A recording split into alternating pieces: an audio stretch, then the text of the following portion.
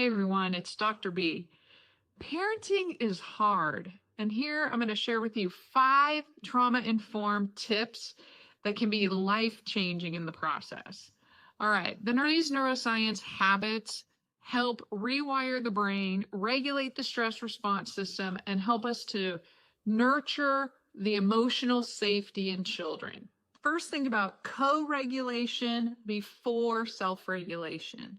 So brain wiring and firing in a child is a lot like having a hot wire. It's like a raw wire that when it fires, it can snap and it doesn't have a lot of give in it. Where when we are more mature, when we're adults, we have grounded wires, hopefully. And so what we do when we're co-regulating and we allow children to co-regulate with us, what does that mean? It means that they borrow our regulating system in order to calm down. So we do things like make eye contact. We have gentle touch. We can hug. We're co-regulating with another person by borrowing their emotional regulating system when it's calm.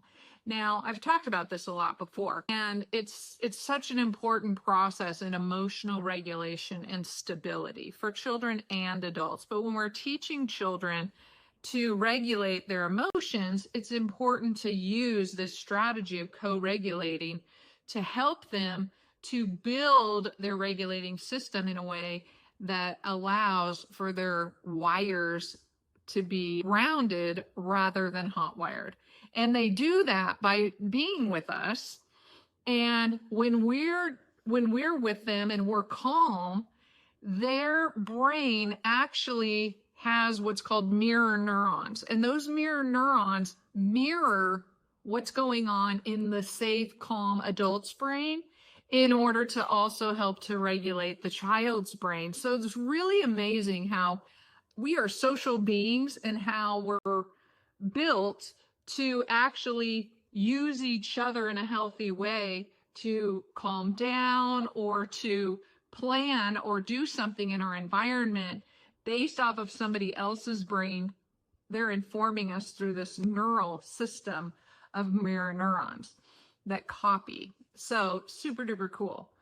So we use this stress response system to wire the brain towards safety rather than wiring the brain towards fear. If we always approach a child in an angry or chaotic state, they're going to be wired to be fearful.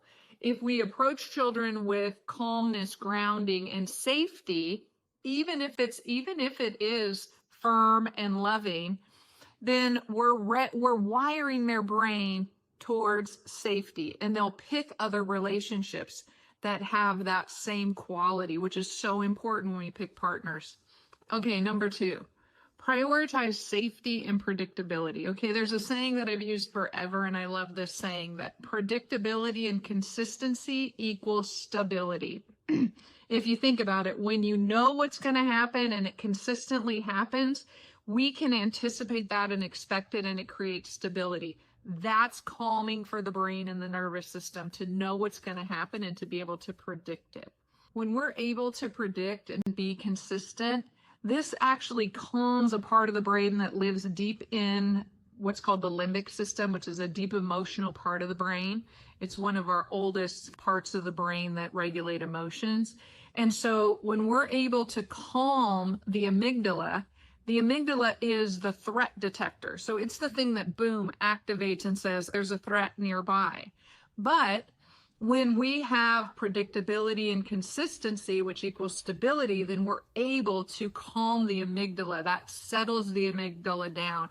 And it also strengthens what's called the prefrontal cortex, which lives in this area and is strengthened and builds resilience. So we want to build resilience in children while also being able to somewhat control our stress regulating system, which lives within the limbic system.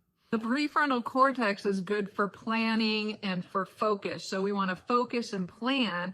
And if you think about it, nobody's grabbing the grocery list and deciding, oh, I think I'm going to make a grocery list while somebody's breaking into your house or while you have a threat in your presence. You just aren't able to do that much emotional activation at the same time you're trying to do a focused planning activity.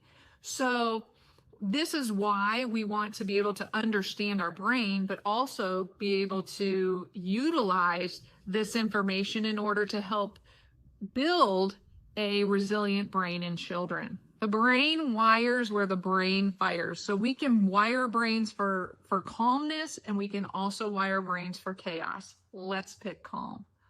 All right, this is number 3. Name it and claim it. That's what we want to do about our feelings, because it's really important if we're able to feel in our body what a feeling is, and then we're able to name it. I feel angry, I feel mad, I feel scared, I feel happy, I feel joy. All of these things, if we're able to name it, then we can claim that feeling, and that helps us to problem solve, which also is a pillar of building resiliency. So when we're able to name our feelings, claim our feelings, then we are helping to strengthen our resiliency overall and organize the regulating system, which is what we need and want. We do not want our regulating system to be chaotic, because otherwise that creates brain chaos, obviously. This one's number 4. It's the play and movement connection for healing. So we use play and movement as a way to calm our regulating system and to disconnect it from whatever the chaos is that's going on around us, if that's appropriate. Because a lot of times people have anxiety and they get activated. It's not a real threat. It's a perceived threat that's not necessarily real, but it's very hard to disconnect from that. So one of the ways that we do that is we engage the brain in an active play or movement situation, and that disconnects that feeling of anxiousness from the brain and the body, which is really helpful. So we can do this by dancing, we can do this by drawing, we can do this by exploring, playing rough and tumble games with kids. But what we want to do is to have the brain and the body connect in a way that allows it to perceive information accurately. Whether there's a stressor, it helps us to release our stress. It helps us to activate and move it through our body to the next place. So I grew up surfing, and I learned to surf when I was 12. And I grew up in a family that had some trauma. So one of the things, though, that's so distinctive for me about going surfing is that I could completely disconnect from my trauma when I was in the water. I would paddle out. It's a physical activity. I was always focusing on waves and when the next wave was going to come. So this physical activity, I never associated any of my trauma or anything bad happening while I was surfing. Then I would come in and I would always feel like, oh, my body, I'd release some stress, some energy, got rid of some of that toxic hormones that happen when we have a stressful event, and was able to clean slate it again. So this is what I mean. Kids can do this with basketball, baseball, pick a sport, or any activity that we love. And that happens. We're able to disconnect or connect the mind and the body in reality with that activity and healing. I love that one. Play is so, so important to building resiliency and problem solving and healing. This is number 5, and this is focus on connection, not perfection. All right, we all know it. Nobody's perfect. Nobody's ever gonna be perfect. We don't want people to be perfect, because then they're uptight and crabby when things don't always go the exact way they're supposed to.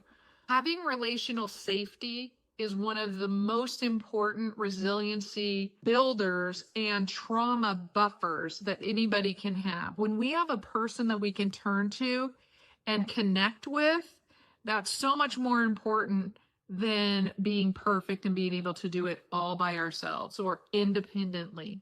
We're social beings. We need other people, and that's critical to our survival. And so when we can emotionally connect with others, then we have all this ability to get help when we need it and provide help when somebody else needs it. So this is something that we want to teach kids. So how do we do that? By connecting with littles. We can hug them. We can have gentle touch. We can have eye contact. whatever that is, that what we can connect over, maybe it's music, maybe it's a story, maybe it's bath time, and whatever it is, that is so important. When we have this kind of a connection, this bonding experience, the brain releases a neurochemical or hormone called oxytocin. And oxytocin is called the bonding hormone. It's like the love hormone. It's what keeps us connecting. Now, when we have opportunities for connection that are healthy emotional connections and stable and consistent and predictable, this teaches children that relationships should be and are safe, and they're consistent, and they're predictable, and they're healthy. And then so parents really set the stage for children picking partners down the road. And one of the things that we do that's so important is that we teach our children who to pick as a partner and how to relate to them in a regulated, safe way, and how to pick somebody who's safe.